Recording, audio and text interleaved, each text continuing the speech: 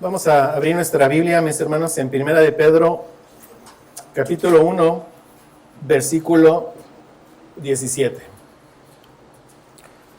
Es el versículo que, si Dios permite, estaremos estudiando el día de hoy. Primera de Pedro, capítulo 1, versículo 17. Dice la palabra de Dios: y si invocáis por Padre a aquel que sin acepción de personas juzga según la obra de cada uno, conducíos en temor todo el tiempo de vuestra peregrinación. Oremos, mis hermanos. Bendito Padre Celestial, te damos muchas gracias, Señor, porque nos reúnes en tu nombre, Padre. Gracias, Señor, porque en la libertad en Cristo que nos has dado, nos has permitido que oremos tu palabra, que leamos tu palabra, Señor, que cantemos tu palabra. Ahora te ruego, Dios, que por medio de tu Espíritu Santo me guíes, Señor, para la exposición de tu palabra. Te ruego también que tu Espíritu Santo ayude a cada uno de mis hermanos a estar atentos, para que tu palabra sea afirmada en los corazones de cada uno de nosotros, Señor. Que nos lleve en este caso, Señor, a sentir un temor reverente de ti. Un temor reverente que nos mueva a obedecerte en todo el tiempo de nuestra peregrinación, como nos da el apóstol Pedro el mandato. Gracias, Padre. Transforma nuestros corazones, santifícanos, Señor. Y de nuevo, gracias, porque podemos reunirnos por la bendita obra de nuestro Señor Jesucristo en la cruz. Amén. En este versículo de estudio, mis hermanos, vamos a encontrar un mandato y una razón para obedecer el mandato. Vemos en este versículo que Pedro nos dice que aquel a quien llamamos Padre es el juez de toda la tierra. Conocer esta verdad debe provocar en nosotros, debe motivar en nosotros, llevarnos a que obedezcamos el mandato. Dice 1 Pedro 1:17, y si invocáis por Padre a aquel que sin acepción de personas juzga según la obra de cada uno. Ahí está la razón.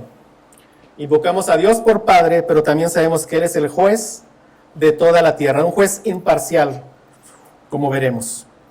Y nos dice, conducíos en temor todo el tiempo de vuestra peregrinación. Ahí tenemos el mandato. ¿Sí? Entonces, conocer la verdad de que nuestro Padre es el juez de toda la tierra nos va a llevar a conducirnos en temor, en un temor reverente, en obediencia a nuestro Padre todo el tiempo de nuestra peregrinación.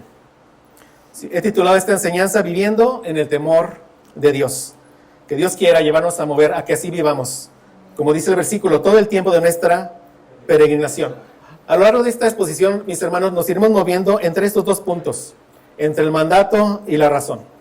Es decir, hoy no veremos como punto 1 y punto 2, sino que está tan entrelazado que nos iremos moviendo entre ambos. Pero sabemos que cada mandato descansa ¿en qué? En la gracia de Dios.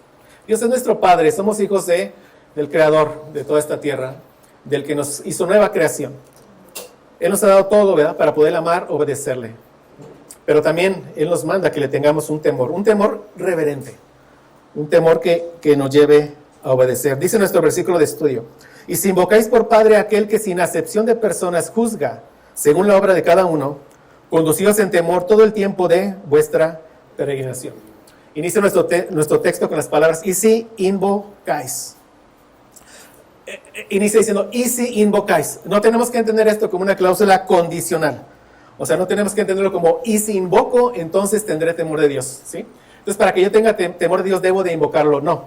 O sea, una traducción, una idea más precisa, quiere decir, debido a que invocas por Padre a Dios. ¿Sí me explico? Puesto que ya invocas por Padre a Dios. Debido a que todos los hijos invocan por Padre a Dios, ¿amén? Eso es algo que ya hacemos regularmente en nuestra vida. Invocamos a nuestro Padre Dios, es lo que está diciendo. Debido a que ya le llamas Padre, debido a que ya eres su hijo, debido a que Dios ya te adoptó, debido a que eres heredero de todo, ¿no?, las cosas celestiales. Debido a eso, es lo que nos está diciendo, ¿sí? Debido a que invocas por Padre a Dios. Este pasaje se dirige a creyentes, como ya sabemos, a los hijos de Dios.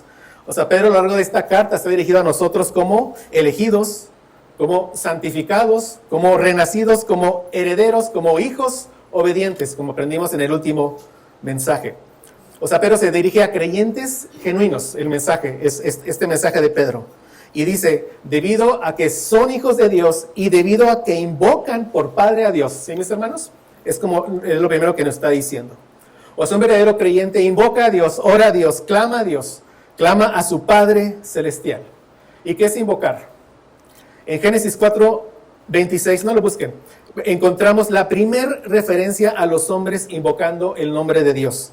Se lo leo, Génesis 4:26 dice, y a Set también le nació un hijo y llamó su nombre Enos. Entonces los hombres comenzaron a invocar el nombre de Jehová. Aquí la palabra invocar significa llamar por nombre, clamar, convocar, de manera íntima, pedir. O sea, se refiere a un pedido íntimo, un pedido con la confianza de que a quien se le está pidiendo responderá porque Él lo ha prometido. ¿Y qué es lo que ellos convocaban aquí en Génesis 4:26? La simiente espiritual de la mujer estaba convocando a Dios porque enviara a la simiente prometida. Es lo que estaba convocando. Porque enviara aquel quien aplastaría la cabeza de la serpiente. Y Dios respondió a estas oraciones miles de años después. Pero respondió las oraciones. ¿Amén? Entonces, aquí la palabra invocar en nuestro texto significa invocar, llamar, pedir ayuda. Lo que sabemos como orar, ¿verdad? Invocamos a nuestro Padre Celestial porque conocemos sus promesas. Si estamos sin trabajo, le pedimos a Él por un trabajo, porque Él ha prometido que no nos faltará el sustento. Amén. Ahorita le estuvimos pidiendo que nos proveyera un nuevo local, porque sabemos que su reino sigue avanzando. Sí, su reino seguirá avanzando hasta que el último de los escogidos llegue a salvación y el templo sea terminado. Entonces, invocamos en base a lo que Él ha prometido, que por la obra de Cristo nosotros podemos acercarnos también a Él. O sea, invocar habla de acercarnos de manera íntima con nuestro Señor, de manera personal. Como aprendimos, ¿verdad? Cuando vimos de sumo sacerdote, Hebreos 4:16, que dice, acerquémonos pues confiadamente al trono de la gracia para alcanzar misericordia y hallar gracia para el oportuno socorro. El Hijo de Dios tiene tal confianza, tiene tal intimidad con Dios que le llama Padre. En sus angustias acude al Padre. En su necesidad acude al Padre. En su gozo acude al Padre. Sí, el Dios Todopoderoso, el Creador del universo, es a ese Dios al que acudimos. El Dios soberano, aquel que encamina todas las cosas para nuestro bien. Es con Él al que acudimos. Aquel que usa todo, a una persecución, a una enfermedad, a un sufrimiento, ¿para qué? Para perseverarnos en fe, para hacernos crecer en santidad. A Él acudimos. Y nuestro Dios se revela a sí mismo en las Escrituras como un Dios lleno de bondad, de amor, de compasión, de paciencia. Lento para la ira y grande en misericordia. Pero al mismo tiempo, este Dios que es un Dios amor, bueno, misericordioso, se revela como un Dios que aborrece el pecado. Como un Dios que juzgará al mundo con justicia.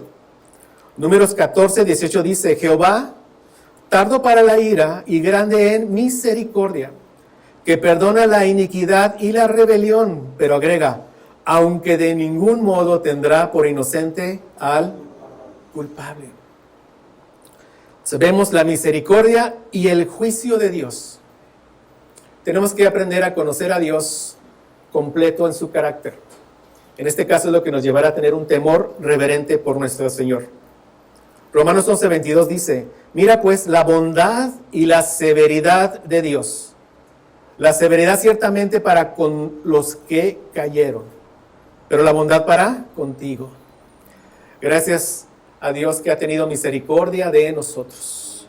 Pero nuestro Dios es un Dios temible, del que dice la misma Biblia, horrenda cosa es caer en manos del Dios vivo.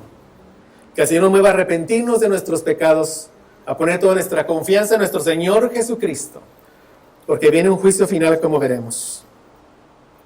Dice nuestro versículo, y si invocáis por Padre aquel que sin acepción de personas juzga según la obra de cada uno. O sea, los creyentes invocamos a Padre, a nuestro Dios, pero esta bendita relación de Padre e Hijo no nos debe hacer olvidar que nuestro Padre es el juez de toda la tierra. El creyente tiene una relación tan cercana con Dios, como ya dije, que le llama Padre, pero el creyente no debe olvidar quién es su Padre.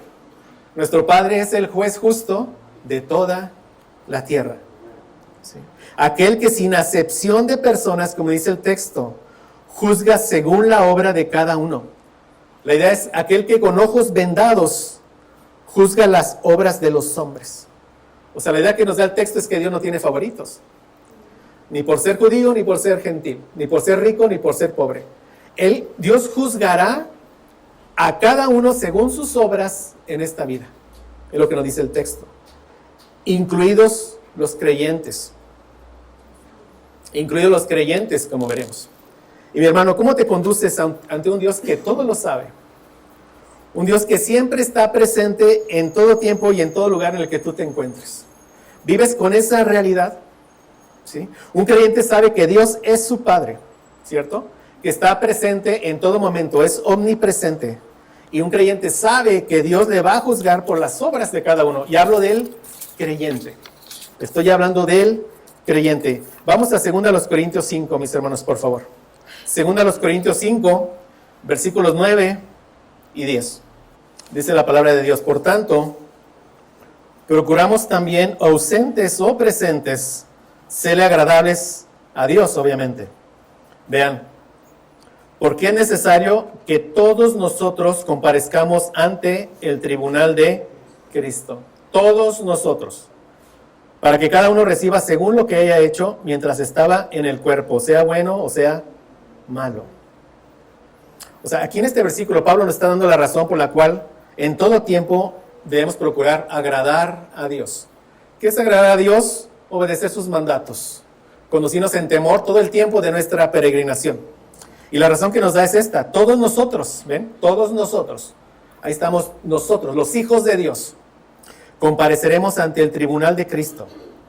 Todos los creyentes, y agrega, para que cada uno reciba según lo que haya hecho mientras estaba en el cuerpo, sea bueno o sea malo. ¿Qué provoca en ti esta verdad? Debe empezar a provocar, mis hermanos, conforme a la palabra de Dios, un temor reverente. Un temor que te lleve a caminar en santidad. Un temor que te lleve a querer abundar en buenas obras. No para que seas salvo, sino porque ya eres salvo y porque puedes amar y obedecer a Dios. Sabemos que el veredicto final de este juicio será para nosotros: venid benditos de mi Padre, entrar al reino preparado para vosotros desde antes de la fundación del mundo. Tenemos esa plena seguridad, pero también sabemos que seremos juzgados por nuestras obras. ¿Esto a qué nos debe mover de nuevo? A tener un temor reverente. ¿Sí? Cuando Pedro nos dice aquí que nos conduzcamos en temor, no quiere decir que los creyentes debemos vivir con un terror al juicio final. Si vives con un terror al juicio final, entonces quizás no seas un verdadero hijo de Dios. Dios nos ama, amén. Dios nos ama, nos ha perdonado todos nuestros pecados por la sangre derramada de su Hijo Jesucristo. Cuando dice aquí un temor, no se refiere a un terror. De nuevo, se refiere a un temor reverente, un temor que nos mueve a la obediencia, un temor que viene del resultado de saber quién es nuestro Padre. Nuestro Padre es el juez de toda la tierra y nosotros mismos estaremos en el juicio. Nosotros todos seremos también juzgados por nuestras obras. Donde vemos un resultado de ese temor reverente en Éxodo 9. Vamos ahí, mis hermanos. Éxodo 9, 18 al 21. Éxodo 9, 18 al 21. Dice la palabra de Dios. Dios está en medio de las plagas, de los juicios que cayeron sobre los egipcios. Y les advierte, les dice: he aquí que mañana a estas horas yo haré llover granizo muy pesado, cual nunca hubo en Egipto, desde el día que se fundó hasta ahora. Envía pues a recoger tu ganado y todo lo que tienes en el campo, porque todo hombre o animal que se halle en el campo y no sea recogido a casa, el granizo caerá sobre él y morirá. Y vean esto qué provoca, o qué provocó. Vean Éxodo 9:20. De los siervos de Faraón Y dice la palabra, el que tuvo temor. El que tuvo temor. Aquí la palabra hebrea es yaré. Quiere decir atemorizar, reverenciar, temer. O sea, lo que nos está diciendo aquí es que de los siervos de Faraón, hubo algunos que fueron atemorizados de tal manera que fueron llevados a reverenciar, a temer, a obedecer a aquel que es terrible, a Jehová, a nuestro Dios justo. Es lo que está diciendo aquí. De los siervos de Faraón, el que tuvo temor de la palabra de Jehová, vean que provocó este tipo de temor. Un temor de creerle a Dios, un temor de saber que es Dios y que va a ejecutar el juicio. Un temor reverente. ¿Qué provocó? Hizo huir sus criados y su ganado a casa. Hubo algunos que tuvieron temor y obedecieron a Jehová. Pero ¿qué dice el 21? Mas el que no puso en su corazón la palabra de Jehová, dejó sus criados y sus ganados en el campo. ¿Y qué pasó con él? Cayó el juicio del Señor. Yo platicaba ahorita un poquito en el café. Qué importante es predicar el Evangelio tal como lo encontramos en Hechos y como los apóstoles nos lo dijeron. O sea, ellos dicen, nos muestran por la ley nuestros pecados. ¿Sí? No mentirás, no cometerás adulterio, no robarás, no codiciarás. Ama al Señor tu Dios de todo corazón, con toda tu mente, con todas tus fuerzas. ¿Para qué? Para que veamos, para que el que le estás compartiendo el Evangelio vea su condición sin Cristo. Para que sienta temor de Dios. Háblale de la ley de Dios, háblale del juicio de Dios, pero háblale de la gracia en Cristo que puede tener si se arrepiente y pone toda su confianza en el Señor Jesucristo. Ese es el camino, es el Evangelio sencillo que nos dejó nuestro Señor. Seamos obedientes y llevemos así su Evangelio. Es lo que vemos aquí.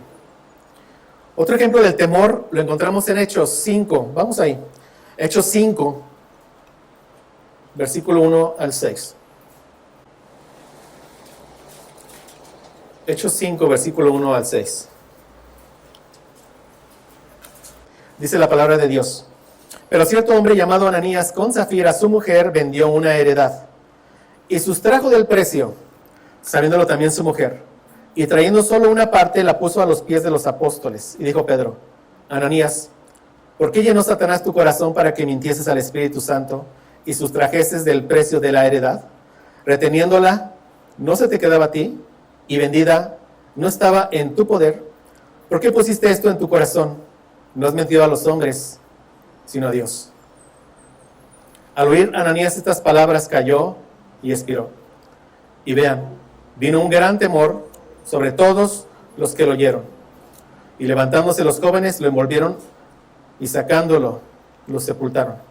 Sigamos leyendo del 7 al 11. Pasado un lapso como de 3 horas, sucedió que entró su mujer, no sabiendo lo que había acontecido. Entonces Pedro le dijo, dime, ¿vendisteis en tanto la heredad? Ella dijo, sí, en tanto. Y Pedro le dijo, ¿por qué convenisteis en tentar al Espíritu del Señor? He aquí a la puerta los pies de los que han sepultado a tu marido, y te sacarán a ti. Al instante ella cayó a los pies de él y expiró. Y cuando entraron los jóvenes, la hallaron muerta y la sacaron. Y la sepultaron junto a su marido. Y ahora vean cómo dice. Y vino gran temor sobre toda la iglesia. Sobre la iglesia. Sobre los creyentes. Un gran temor. Porque vieron el juicio de Dios. Vieron la santidad de Dios. Dios es nuestro Padre, pero es un Dios justo. Y juzgará a todos los hombres. Y no sobre ellos, dice, vino un gran temor sobre todos los que oyeron estas cosas. Al ver el juicio de Dios, vino un gran temor de nuevo sobre toda la iglesia. Un temor genuino a Dios impide que un creyente viva en libertinaje. Si tienes un verdadero temor de Dios, no puedes vivir en libertinaje. No puedes vivir con ligereza. Un temor genuino al juicio de Dios nos llevará a vivir en obediencia. Sabiendo que hemos sido perdonados, mis hermanos. No olvidemos eso. pero sabiendo que nuestro Padre es el juez justo de toda la tierra. ¿Sí? Es lo que debe provocar en nosotros. Y de nuevo, te he platicado un poquito de esto en el café. Por eso yo estoy tan en contra de persuadir a personas para que tomen una decisión. Y que después esta persona tenga confianza en su decisión. Y porque diga que yo tomé una decisión, por eso soy salvo. Pero sus obras no dan evidencia de eso. Está engañado. No ha sido salvo. Aquellos que llevan a una persona a motivarlo para que tome una decisión, persuadirlo, le están haciendo mucho mal a esa persona. Lo están haciendo tener una fe falsa. Y después él anda ahí tirado en el pecado y le preguntas y él dice, bueno, es que soy un cristiano carnal. Todas estas cosas que se inventan. Pero no, un hijo de Dios tiene un temor reverente a Dios que lo lleve a obedecer a Dios, a caminar en santidad. Mira, los destinatarios de esta epístola, ellos tenían temor por aquellos que los perseguían y los ultrajaban. Varios de ellos estaban muriendo. Estaban llevados a juicio, como hemos aprendido. ¿Y qué Pedro les está diciendo aquí? Le dice, no es de tus enemigos de los que debes tener temor. Teme a Dios. Teme a Dios. Y lo mismo ya nos había dicho nuestro Señor Jesucristo en Mateo 10:28. Y no temáis a los que matan el cuerpo, mas el alma no pueden matar. Temed más bien a aquel que puede destruir el alma y el cuerpo en el infierno. Entonces, conocer al Dios de las Escrituras nos llevará a tener un temor reverente y a obedecerle. ¿Sí? Proverbios 3:7 dice, no seas sabio en tu propia opinión, teme a Jehová y apártate del mal. El temor a Jehová nos va a llevar a ¿qué? A no ser sabios en nuestra propia opinión. A no pensar que somos más sabios que Dios. A no pensar que mi decisión sin Dios es mejor. Nunca.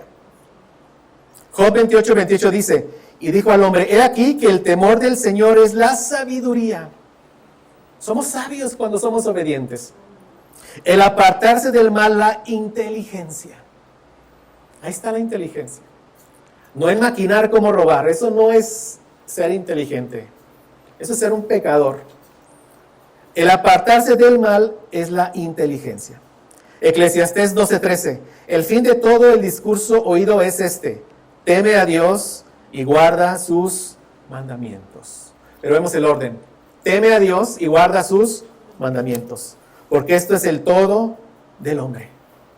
Entonces podemos definir el temor de Dios como vivir constantemente con la conciencia de quién es Dios, de tal manera que seamos movidos a obedecerle.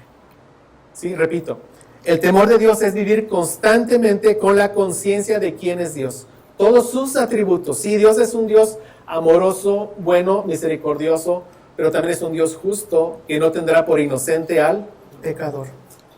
Y ha tenido gracia sobre nosotros. La realidad de quién es Dios, de conocer a Dios, de moldear el cómo vivimos, el cómo pensamos, el cómo nos comportamos. Aquí Pedro nos está animando a ser más conscientes de lo que es Dios. O sea, enfócate más en conocer a Dios, más atento en estar consciente de que el Dios todo soberano, o sea, ve todo lo que estás haciendo, más consciente de lo que te esté pasando alrededor, más conscientes de quién es Dios. Vivir en el temor de los hombres o con miedo al hombre, ese es un pecado. O sea, vivir más alerta con lo que la gente piense, la gente que nos rodea, y actuar en base a lo que ellos piensan de nosotros. Eso es vivir con temor al hombre. Vivir queriendo agradar al hombre es un pecado. Pedro nos llama a temer a Dios, a ser más conscientes de Dios, a ser más afectados por Dios, por lo que Él es, por lo que Él piensa, por cómo actúa, que por lo que otros puedan pensar. Teme a Dios y guarda sus mandamientos. En el sufrimiento, en la persecución, en cualquier prueba, somos llamados a temer y obedecer a Dios. Dice nuestro texto, conducíos en temor todo el tiempo de vuestra peregrinación. Y aquí Pedro una vez más nos recuerda que nuestra vida en este mundo caído es una peregrinación. Nos recuerda una vez que para que afirmemos esa verdad en nuestra mente, en nuestro corazón y nos mueva las acciones correctas. Estamos de paso en este mundo, mis hermanos. Estamos de paso. ¿sí? Este lugar no es nuestro destino. O sea, no echemos raíces en este lugar pensando que este lugar es todo lo que hay. Será muy insensato para un cristiano hacer eso. ¿Sí? O sea, no vivamos anclados en los placeres de este mundo. Los muertos aman a este mundo. Por eso el amor del Padre no está en ellos. Como dice 1 Juan 2:15, no améis al mundo ni las cosas que están en el mundo. Si alguno ama al mundo, el amor del Padre no está en él. Dice nuestro texto, conducidos en temor todo el tiempo de nuestra peregrinación. O sea, y nos repite de alguna manera otra vez lo que ya nos dijo, ser santos en toda vuestra manera de vivir, ¿lo ven? Apóstol Pedro, distintas maneras nos está moviendo a ser obedientes a nuestro Señor. ¿Sí? O sea, no nos dice que vivamos como cristianos solo el domingo o la mayor parte del tiempo. ¿Qué nos dice? Debemos vivir como cristianos todo el tiempo, en todo lugar, en todo lo que hagamos. Que el Señor nos ayude a eso. Que sea nuestro anhelo hacer eso. Sabemos que en esta carne muchas veces no lo haremos, muchas veces no querremos hacerlo, pero que sea nuestro anhelo genuino. Y cuando lo podamos hacer, demos gracias a nuestro Señor, porque Él puso el querer como el hacer por su buena voluntad. Cuando no queramos hacerlo, pidámosle que nos dé arrepentimiento para hacerlo. Amén. Si tenemos una nueva naturaleza, pensemos en todas las bendiciones que llegaron a nuestra vida. Una nueva naturaleza. La piel nos fue mudada, mis hermanos. El corazón de piedra nos fue quitado, un corazón de carne nos fue dado. Si somos ahora guiados por el Espíritu de Dios que mora en nosotros. Si tenemos la palabra escrita en nuestros corazones y somos enseñados por el consejo de Dios, si por las Escrituras somos expuestos al engaño de este mundo, y si sabemos que Dios, nuestro Padre, vendrá a juzgar a vivos y muertos, entonces, ¿cómo debemos de vivir, mis hermanos? En un temor reverente que nos lleve a la obediencia a los mandatos de nuestro Señor. Y ve la sabiduría de Dios. O sea, vivir en un temor reverente no es vivir sin gozo. ¿Qué es lo que provoca más gozo en el creyente? La obediencia. ¿Qué es lo que provoca mayor paz en el creyente? La obediencia. Pero ve, entonces vive en un temor a Dios y serás el cristiano más gozoso y con mayor paz. ¿Sí lo ves? O sea, nuestro Dios es sabio. Él busca lo mejor para nosotros. Nos da el mandato porque es lo mejor que podemos hacer, que obedecer el mandato. Vive en temor a Dios, obedece sus mandatos y estarás lleno de paz y lleno de gozo. No se contraponen. Si no vamos a ser ahí cristianos ahí como oprimidos, no. Gozoso soy. ¿Por qué eres tan gozoso? Porque tengo temor de Dios. Y el Hijo de Dios lo entiende. Gracias a Dios. Verdaderamente somos de otro mundo, mis hermanos. En verdad sí somos de otro mundo. Sí lo somos, de otro mundo. Entonces, debemos comportarnos como extranjeros porque eso es lo que somos. Ya no somos de este mundo. Hay una herencia reservada en los cielos para nosotros. Tenemos vida eterna, mis hermanos. Reflexionemos, tenemos vida eterna. No vivamos como aquellos que no tienen esperanza. Ellos dicen, vivamos y comamos porque mañana moriremos. Qué bueno que para ellos así fuera, pero ellos al final enfrentarán también el juicio de Dios. Pero ellos sin la justificación de nuestro Señor Jesucristo recibirán la condenación eterna. Y nosotros, en cambio, anhelamos que llegue el día final. Sabemos que en el día final viene el juicio final.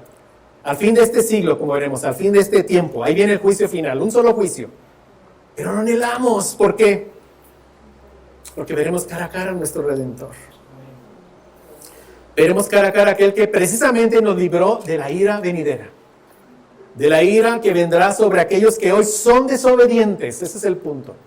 Desobedientes a la palabra de Dios. ¿Sí?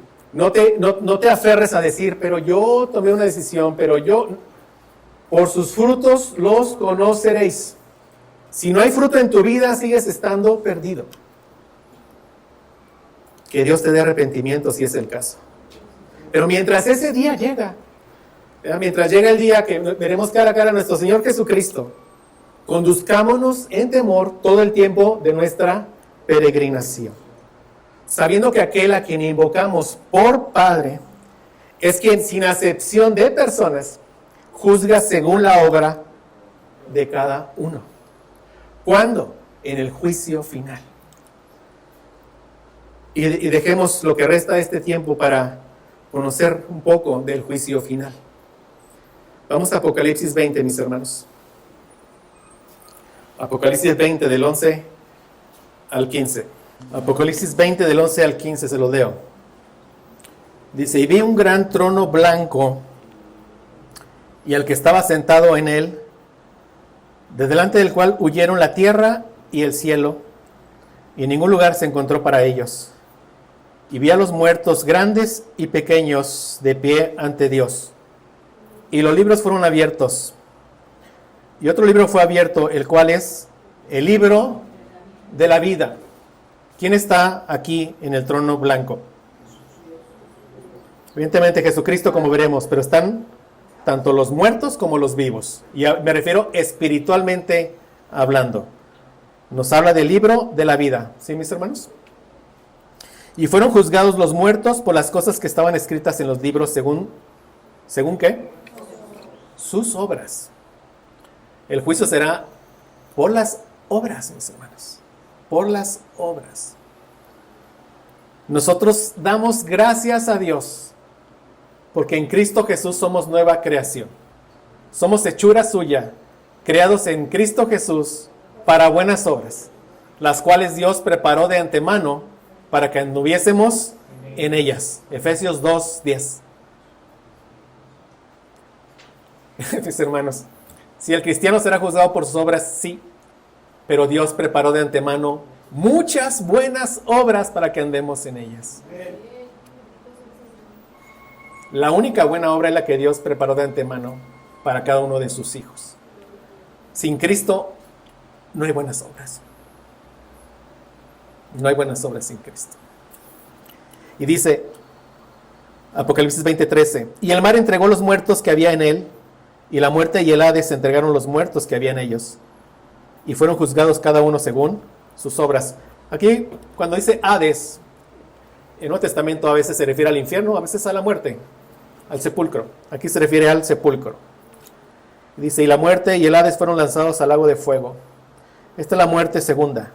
Y vean, el que no se halló inscrito en el libro de la vida fue lanzado al lago de fuego. ¿Esto qué quiere decir? Que hubo muchos que sí se hallaron inscritos en el libro de la vida. ¿Sí, mis hermanos? El que sí se halló inscrito no fue lanzado al lago de fuego. El que no se halló inscrito en el libro de la vida fue lanzado al lago de fuego. ¿Y cómo sabes hoy si estás inscrito en el libro de la vida? Porque hoy lo puedes saber. ¿Cómo sabes hoy? Por sus frutos los conoceréis. Por sus frutos los conoceréis. Por tus buenas obras en Cristo. Aquí dice, y fueron juzgados los muertos por las cosas que estaban escritas en los libros según sus obras. Evidentemente no estamos hablando de salvación por obras, si no pensemos en eso. ¿De qué estamos hablando? De que el verdadero creyente es evidente por sus buenas obras. Y de nuevo, sus buenas obras es ser obedientes a la palabra de Dios. Es decir, no al pecado. Esas son sus buenas obras. No es una camisa de fuerza ni algo que te va a llevar a la depresión. Es algo que te va a llenar de gozo. Entendamos cada vez más eso. Amén. Pero respondemos a algunas preguntas. ¿Quién es el juez que presidirá en este tribunal? ¿Sí? ¿Cuándo será llevado a cabo este juicio? ¿Quiénes serán juzgados en este juicio? ¿Sobre qué base serán juzgados? ¿Y en quién tienes tu esperanza en este juicio? Vamos a responder esas preguntas, mis hermanos. Primeramente, ¿quién es el juez que presidirá este tribunal? ¿Sí, mis hermanos? La primera pregunta. Ya leímos en nuestro pasaje que dice, si invocáis por Padre aquel que sin acepción de personas juzga según la obra de cada uno. O sea, aquí no hay duda de que a quién se está refiriendo. A Dios Padre. Dios Padre. Un Dios, tres personas. Se refiere a que a Dios Padre. Pero Dios Padre, en virtud de la obra mesiánica de su Hijo, Dios Padre ha señalado a Dios Hijo para ser el juez de vivos y muertos. Así como Él se humilló hasta lo sumo, ¿verdad? Y muerte de cruz, fue exaltado. Como parte de su exaltación, Dios le ha dado la gloria al Hijo para que Él sea el juez de vivos y de muertos. Lo vemos aquí en Juan 5:22, dice, porque el Padre a nadie juzga, sino que todo el juicio dio al Hijo. Juan 5:26 y 27, porque como el Padre tiene vida en sí mismo, así también ha dado al Hijo el tener vida en sí mismo, y también le dio autoridad de hacer juicio, por cuanto es el Hijo del hombre. Hechos 10:42, y nos mandó que predicásemos al pueblo y testificásemos que Él es el que Dios ha puesto por juez de vivos y de muertos. ¿Quién es el juez que presidirá en este trono blanco en el juicio final? Nuestro Señor Jesucristo. Qué gran diferencia, ¿verdad, mis hermanos? Entre su primer venida y su segunda venida. La primera vez vino como un siervo sufriente para dar su vida por los pecadores, por su pueblo. La segunda venida vendrá como Rey de Reyes y como Señor de señores, a traer juicio sobre todos. La primera vez vino como un cordero, la segunda vez vendrá como un león, mis hermanos. La primera vez los hombres le juzgaron, le abofetearon, le dieron de latigazos y le crucificaron. La segunda vez los impíos se tratarán de esconder entre las piedras. Como dice Apocalipsis 6:15 al 16, se los leo. Y los reyes de la tierra, cuando en Apocalipsis veamos moradores de la tierra, reyes de la tierra, habla de aquellos que tienen sus ojos en este mundo, en la tierra. En Apocalipsis se ve claramente que los moradores del cielo ya somos otros ahí en Apocalipsis. Entonces cuando dice los reyes de la tierra son aquellos que no pusieron su fe en Cristo. Dice, y los reyes de la tierra, y los grandes, los ricos, los capitanes, los poderosos, y todo siervo y todo libre, se escondieron en las cuevas y entre las peñas de los montes. Apocalipsis 6:16 dice, y decían a los montes y a las peñas, caed sobre nosotros, escondednos del rostro de aquel que está sentado sobre el trono y de la ira del Cordero. En su primer venida, nuestro Señor Jesucristo fue juzgado y condenado a muerte. La humanidad injusta llevó a juicio al Hijo de Dios y lo encontró culpable de blasfemia. O sea, esta injusticia, jamás ha habido una injusticia como esta, ni habrá. Porque ¿a quién estaban juzgando? Al Hijo de Dios, santo, santo, santo. Al creador de la ley, mis hermanos. Cristo fue condenado como un malhechor y fue llevado a la muerte como un cordero, sin poner resistencia alguna, tal cual como Isaías lo había profetizado siglos antes. Isaías 53, 7 a 9, se los leo. Angustiado él y afligido, no abrió su boca. Como cordero fue llevado al matadero, y como oveja delante de sus trasquiladores enmudeció y no abrió su boca. Por cárcel y por juicio fue quitado, y su generación, ¿quién la contará? Porque fue cortado de la tierra de los vivientes, y por la rebelión de mi pueblo fue herido. Por nuestras rebeliones, mis hermanos. Y se dispuso con los impíos su sepultura, mas con los ricos fue en su muerte. Aunque nunca hizo maldad, ni hubo engaño en su boca. Este mismo siervo sufriente es el mismo Jesús de Apocalipsis 1, 12, 18. Vamos ahí. Apocalipsis 1, 12, 18. Es el mismo Jesús. Apocalipsis 1, 12 al 18 dice, y me volví para ver la voz que hablaba conmigo. ¿Quién habla aquí? El apóstol Juan, en Patmos. Y vuelto vi 7 candeleros de oro, y en medio de los 7 candeleros a uno semejante al Hijo del hombre. ¿A quién estaba viendo? A nuestro Señor Jesucristo. Vestido de una ropa que llegaba hasta los pies, ceñido por el pecho con un cinto de oro. Su cabeza y sus cabellos eran blancos como blanca lana, como nieve, sus ojos como llama de fuego, y sus pies semejantes al bronce bruñido, refulgente como en un horno, y su voz como estruendo de muchas aguas. En toda su majestad tenía en su diestra 7 estrellas, de su boca salía una espada aguda de 2 filos, y su rostro era como el sol cuando resplandece en su fuerza.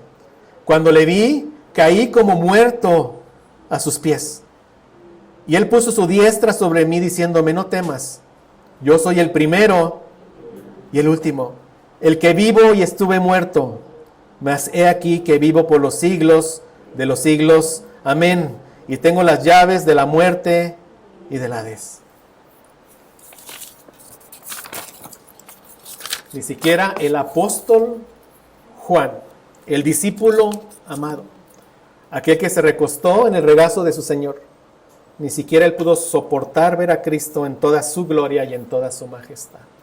Este es el Cristo que nosotros veremos en su trono, mis hermanos. En ese día del juicio final. El que hizo caer como muerto a Juan es al que veremos en el trono blanco. ¿Y cuándo será llevado a cabo este juicio? Vamos a Mateo 13, 36 al 43, mis hermanos. Mateo 13, 36 al 43. Dice: entonces, despedida la gente, entró Jesús en la casa.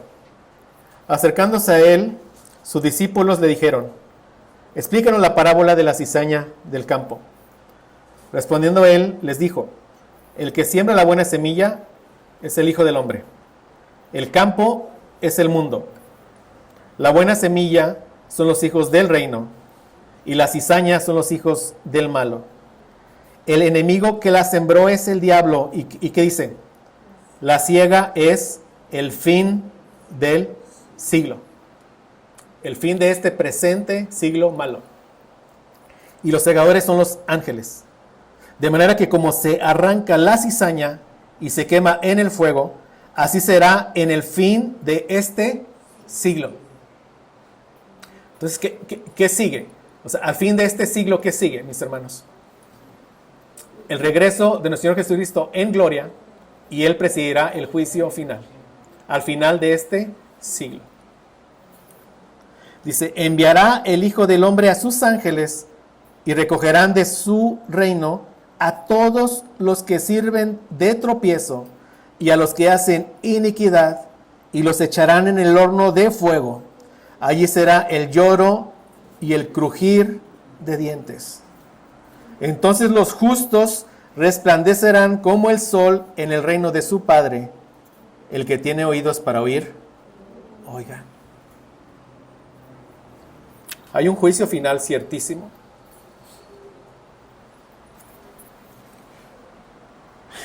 Todos los que sirven de tropiezo y los que hacen iniquidad, los echarán en el horno de fuego.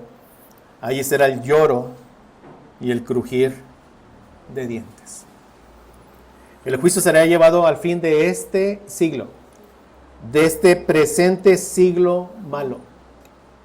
El tiempo de salvación es hoy. Seguramente tienes un familiar o un ser querido que sabes que si muere hoy, irá a la condenación eterna. Seguramente todos tenemos un familiar o un ser querido del cual sabemos que si muere hoy, lo que le espera es este destino terrible que estamos leyendo. ¿Será que es buen tiempo de buscarlo y compartirle de nuevo el Evangelio? Pero que está en otra ciudad. ¿Será buen tiempo de dar esa llamada y decirle: te quiero hablar del juicio final? Sin rodeos, quiero hablar de esto contigo. Expongámosle la verdad de esto. Que se arrepienta de sus pecados. Que crea en aquel que juzgará a vivos y muertos al final de este siglo. El juicio será llevado en el fin de este siglo. Una sola resurrección y dos destinos muy diferentes. Un destino de condenación eterna y un destino de gloria eterna. Un solo juicio, una sola resurrección al final de este siglo, cuando el Señor Jesucristo venga por segunda vez. Amén. Juan 5, 28 al 29.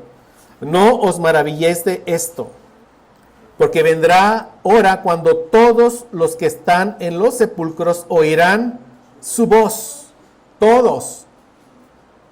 Y los que hicieron lo bueno, vean, los que hicieron lo bueno. ¿Vemos el énfasis? Los que hicieron lo bueno.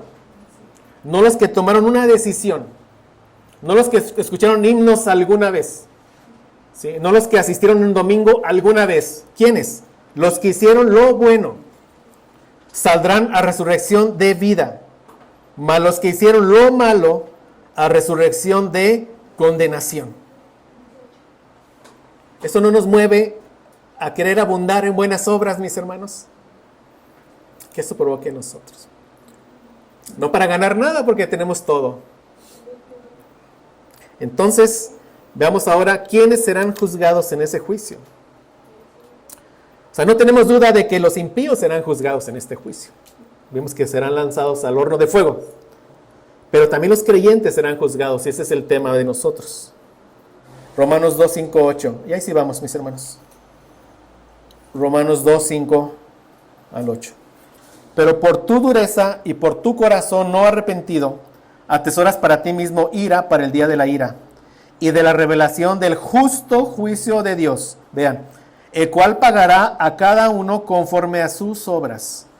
Vida eterna a los que, perseverando en bien hacer, buscan gloria y honra e inmortalidad. Pero ira y enojo a los que son contenciosos y no obedecen a la verdad, sino que obedecen a la injusticia. Que dice, vida eterna a los que, perseverando en bien hacer, buscan gloria y honra e inmortalidad. Es que está ese deseo puesto en el creyente, mis hermanos. Que perseveremos en buenas obras. Es un deseo puesto en el creyente. ¿Sí? O sea, no, si lo ves como una carga, o sea, no estás entendiendo el evangelio. Es un deseo puesto por Dios, un deseo santo puesto por Dios, que lo puso cuando Él nos regeneró. Es un deseo santo de perseverar en buenas obras. ¿Y qué dijo el apóstol Pablo? Estoy persuadido de esto, que el que comenzó en vosotros la buena obra, la perseverará, la perfeccionará hasta el día de Jesucristo. ¿Cuál es el día de Jesucristo? El día del juicio final, el día de su segunda venida. El Espíritu Santo es el que nos hace perseverar, pero nosotros perseveramos. Amén. Es un deseo puesto por Dios en nosotros, mis hermanos. Por eso creemos en la preservación de los santos por la obra del Espíritu Santo. Por eso decimos, salvos, siempre salvos.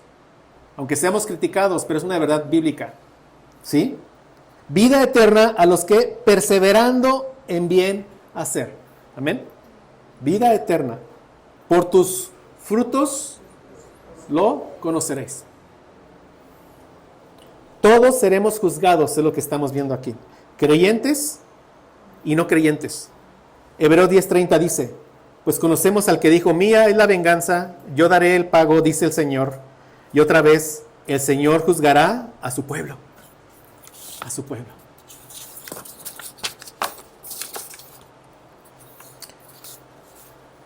Pues muchos cristianos, mis hermanos, toman con ligereza sus vidas, porque ellos no piensan en la realidad de este juicio.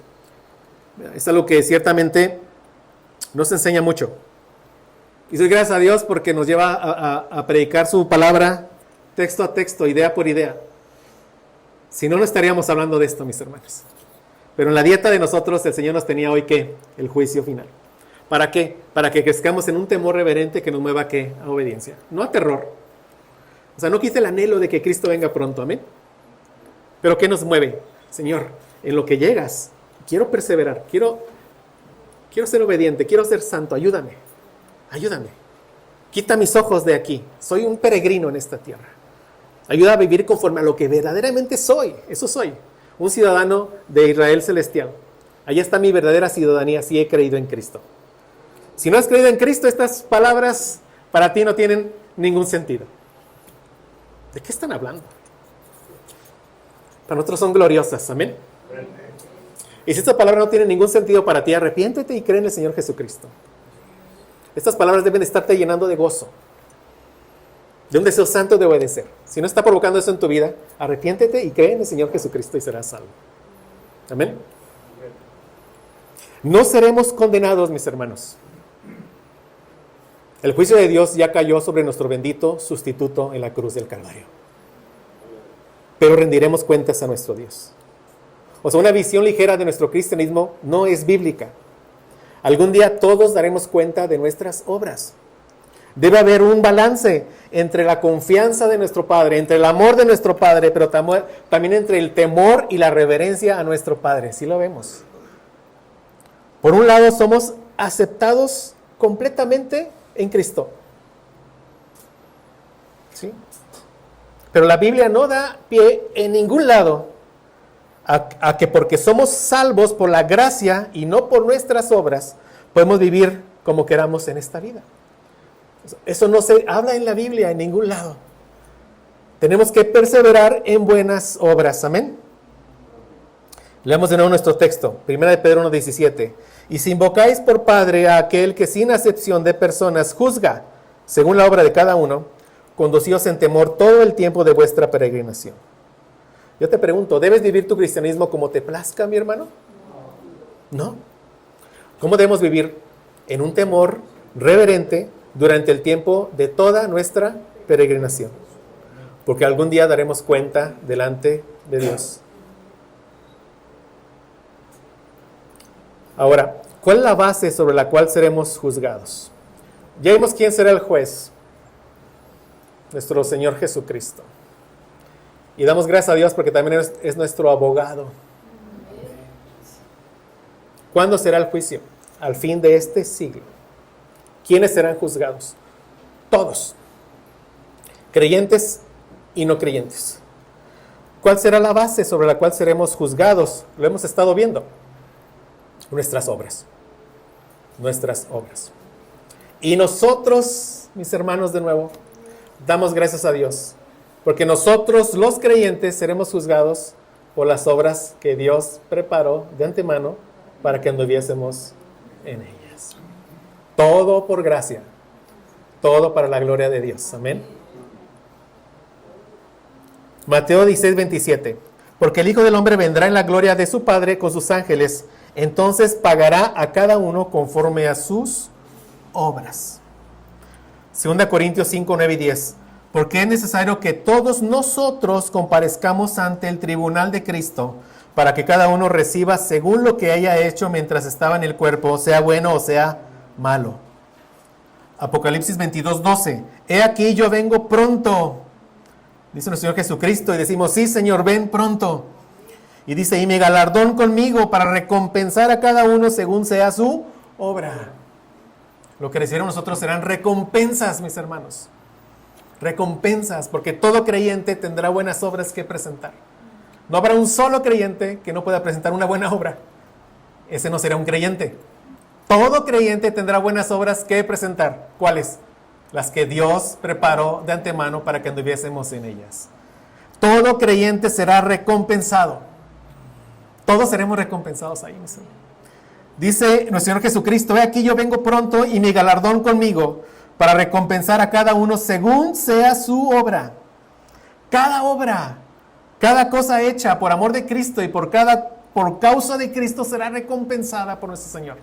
Cada obra. Vamos a Mateo 25, mis hermanos, por favor. Mateo 25, 33 al 40.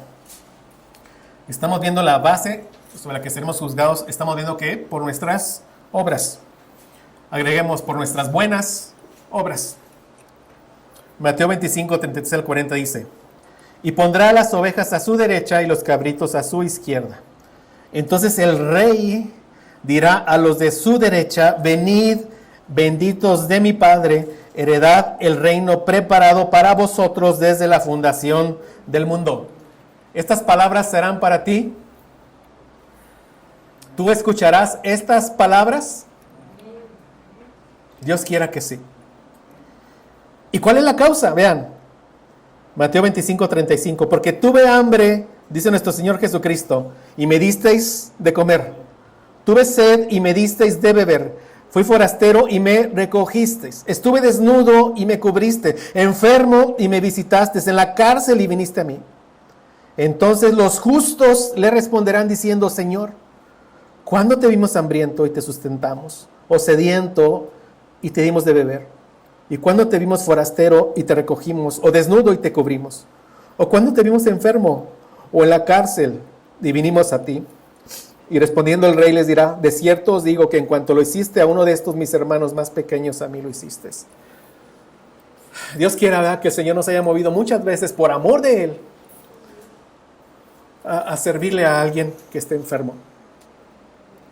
Por amor de Cristo solamente, ¿verdad? Hacer de bendición a alguien que esté en necesidad económica, que no haya tenido que comer y haberle acercado un plato.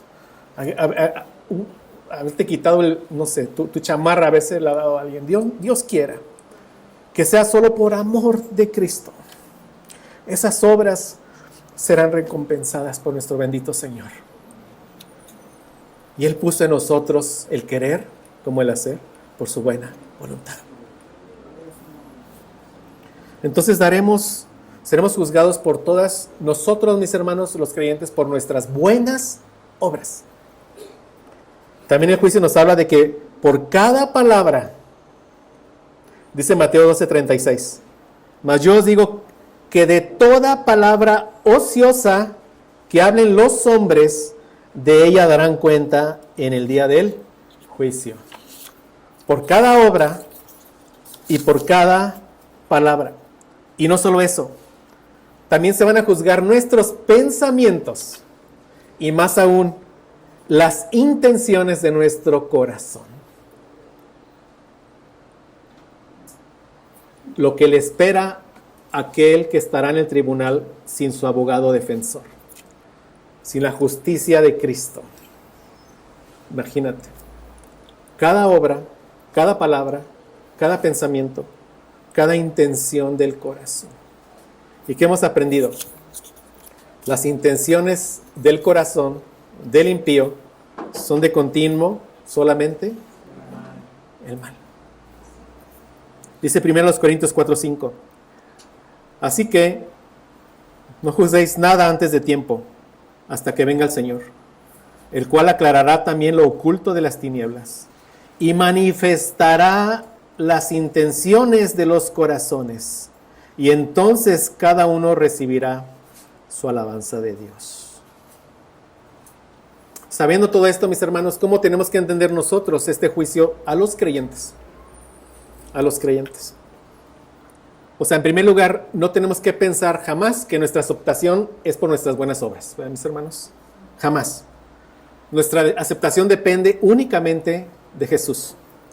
¿Sí? De ninguna manera nuestras buenas obras nos hacen ser más adeptos a nuestro Padre Celestial. ¿Sí? De ninguna manera. Él nos amó libremente desde antes de la fundación del mundo. Amén. Desde antes de haber hecho lo bueno y lo malo. Y no hubo nada en nosotros que lo movió a amarnos. Él nos amó porque le plació. Porque fue su bendita voluntad. Entonces no tenemos que pensar eso. Ser juzgados según nuestras obras significa que por mis buenas obras demuestro que verdaderamente soy un hijo de Dios. Mis buenas obras demuestro que yo estoy de parte del Cordero y no de parte de la bestia. En Apocalipsis vemos este contraste muy marcado en todo Apocalipsis. Los que están del lado del Cordero, los que llevan la marca del Cordero, y los que llevan la marca de la bestia. La marca de la bestia no es una marca física. Simplemente el que no tiene el Espíritu Santo tiene la marca de la bestia. ¿Sí, mis hermanos? Es algo espiritual. Nosotros tenemos la marca del Cordero porque el Espíritu Santo mora en nosotros. Amén. Entonces, por nuestras buenas obras daremos evidencia que nosotros estamos del lado del verdadero Rey de Reyes y Señor de Señores. Y no del lado de Satanás y de la bestia. ¿Sí, mis hermanos? Por nuestras buenas obras. Será evidente, debe ser evidente hoy en nuestras vidas. Y es evidente hoy, será evidente en el juicio final. Y te pregunto, ¿te conformas tú a este mundo caído? Vives controlado por tus deseos. Sigues los placeres de este mundo. ¿Sí? Vives entregado a eso, a fiestas, placeres. Si respondes sí, entonces no estás del lado del Cordero. Estás del lado de la bestia. Tus obras demuestran eso. Dice Apocalipsis 13:8. Y la adoraron a la bestia todos los moradores de la tierra. ¿Qué les he dicho en Apocalipsis cuando habla de los moradores de la tierra? ¿A quién se refiere? A los que no han puesto su fe en Cristo. Y la adoraron todos los moradores de la tierra cuyos nombres no estaban escritos en el libro de la vida del Cordero que fue inmolado desde el principio del mundo. ¿Y desde cuándo están nuestros nombres inscritos en el libro de la vida del Cordero? Desde antes de la fundación del mundo. Gloria a Dios, mis hermanos. Entonces, si vives controlado por los deseos de este mundo, ya sabes de cuál lado estás. Arrepiéntete, arrepiéntete. Ahora, si estás en guerra con tus pasiones, si en tu interior tú te deleitas en la obediencia, si te da tristeza tu pecado, si genuinamente estás luchando contra la corriente de este mundo, sí me atrae, pero estoy luchando. Si estás luchando genuinamente contra tu pecado, entonces estás del lado del Cordero. Y confía en Él. Persevera en Él. Pon tu vista en Él. Para que Él te persevere. Entonces, ser juzgados según las obras significa que por medio de las buenas obras es que evidenciamos que llegó a nuestras vidas una fe verdadera. ¿Sí, mis hermanos? Una fe verdadera. La fe verdadera llega cargada de arrepentimiento. La fe verdadera llega cargada de buenas obras. De nuevo, una simple decisión, una simple declaración de fe sin buenas obras es un engaño. ¿Sí? Si eres de los que eso piensas y estás confiando en una decisión y no tienes buenas obras, deja de engañarte. Deja de engañarte. Pide al Señor que te dé verdadera fe. La fe verdadera llega cargada de buenas obras, llega cargada de arrepentimiento. Esa es la fe verdadera. Ser juzgados, según nuestras obras significa que llegó a nuestras vidas una fe verdadera, que se ve evidente, ¿por qué? Por nuestras buenas obras. Por nuestras buenas obras. Dice Apocalipsis 21:8, pero los cobardes e incrédulos. ¿Cómo se ve que alguien es un incrédulo? Porque él dice, por sus obras. Dice, los abominables y homicidas, los fornicarios y hechiceros, los idólatras y todos los mentirosos tendrán su parte en el lago de fuego que arde con fuego y azufre, que es la muerte segunda, la muerte eterna. La muerte eterna. Entonces, ser juzgados por nuestras obras, ¿qué significa? Que a nuestra vida llegó una fe cargada de buenas obras y de arrepentimiento. Santiago 2:14 al 18, se lo leo. Dice, hermanos míos, ¿de qué aprovechará si alguno dice que tiene fe y no tiene obras? Sabemos que Santiago nunca enseña salvación por buenas obras, ¿verdad, mis hermanos? ¿Qué nos enseña? Muy práctico, ¿no? ¿Qué nos enseña? Tu fe es visible por tus buenas obras. Yo puedo ver lo invisible de tu fe por tus buenas obras. Dice, ¿podrá la fe salvarle? No. Dice Santiago 2:15. Y si un hermano o una hermana están desnudos y tienen necesidad de mantenimiento de cada día, alguno de vosotros le dice, id en paz, calentaos y saciaos, pero no le dais las cosas que son necesarias para el cuerpo, ¿de qué aprovecha?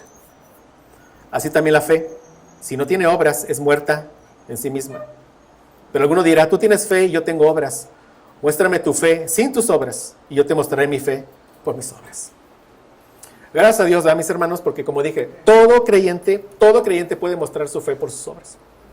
Todo creyente.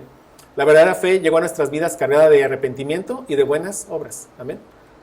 Entonces ya vamos cerrando. Para ir cerrando, mis hermanos, vamos a Romanos 8:1, por favor. Romanos 8:1, mis hermanos. Si estás en Cristo, quiero que lo leas conmigo. ¿Sí? Si estás en Cristo, quiero que lo leas conmigo. Romanos 8:1. Ahora pues, ninguna condenación hay para los que están en Cristo Jesús, los que no andan conforme a la carne, sino conforme al Espíritu. Amén. Gracias a Dios. O sea, no hay ninguna condenación para aquellos que estamos en Cristo Jesús. ¿Sí? Los creyentes estamos esperando ese día final con confianza, con anhelo, con gozo. Esperamos la venida de nuestro Señor Jesucristo con gozo, no con pánico, no con terror. Anhelamos que venga pronto. Apocalipsis 22:20 dice, el que da testimonio de estas cosas dice, ciertamente vengo en breve. Amén. Sí, ven Señor Jesús. Debemos saber que cuando estemos ante el tribunal no estaremos desnudos. Nos vamos a presentar vestidos de la perfecta justicia de nuestro Señor Jesucristo. Amén. Debemos saber que Jesucristo es nuestro juez, pero también es nuestro abogado celestial.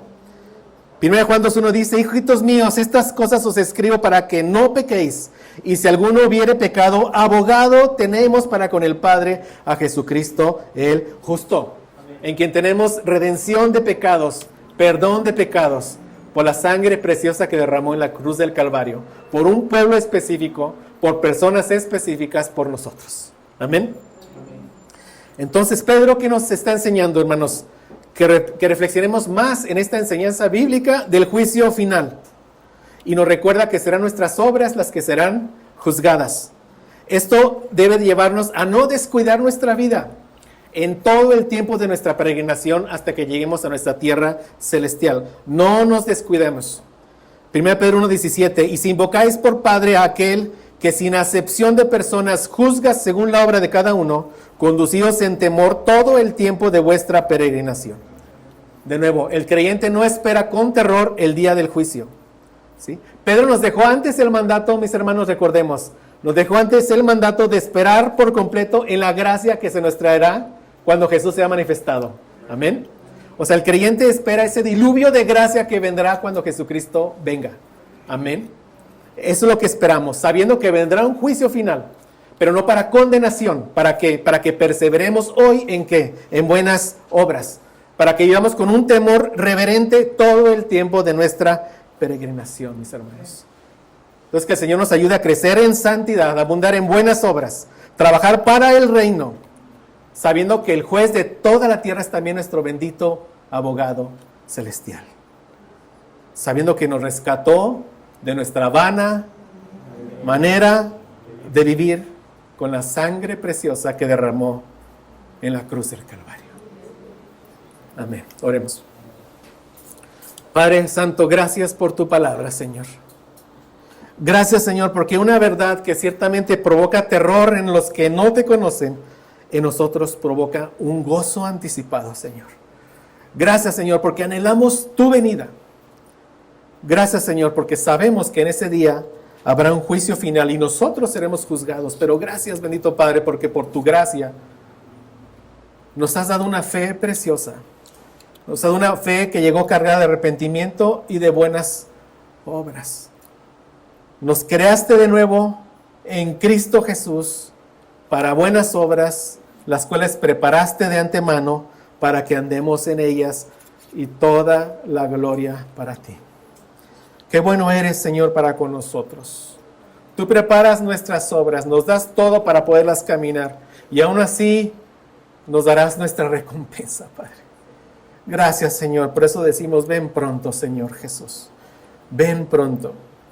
Mientras tanto, muévenos a llevar tu bendito evangelio a los que no te conocen. Muévenos a perseverar en buenas obras, a caminar en santidad. Que tu reino siga avanzando, Señor. Es un privilegio ser moradores de tu reino. Fuimos moradores de la tierra, pero ya no más. Somos extranjeros y peregrinos en esta tierra. Ayúdanos a afirmar cada vez más esa verdad de nuestras vidas, Señor. Nos espera un destino eterno, glorioso. Una vida eterna con nuestro bendito Redentor, Padre. Gracias por la sangre preciosa del Cordero que derramó en la cruz del Calvario. Amén. Amén, amén.